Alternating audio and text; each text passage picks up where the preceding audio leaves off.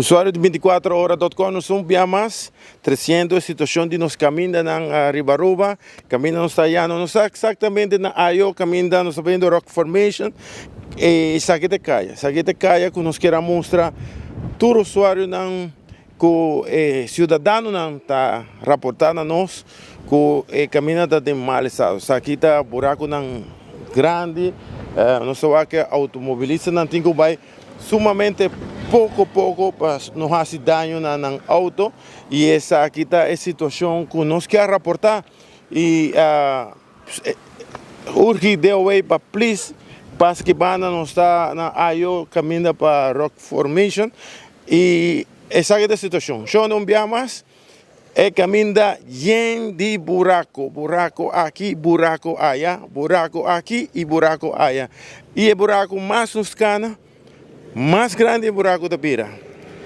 Mais grande é o buraco na Bira. Você mira que esse é super giant.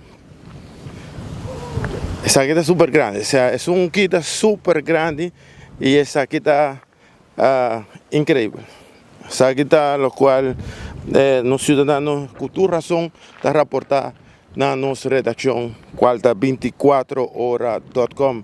Bem mais, de hoje, time de Tapa Buraco sempre está atento na nossa reportagem, para assim, o cidadão aqui, sua situação vira mais, a situação está difícil, se você hala para buraco, pode topar outro, se você hala para outro, pode topar outro, e assim aqui pode quedar topa buraco tras de buraco aqui Ribecaia de Ayo caminha para Rock Formation. Assim está com essa informação que nós temos através de 24horas.com. Da vosso amigo servidor Eduardo Lobo, tras de câmara Isaac Amicial, nós está de notícia.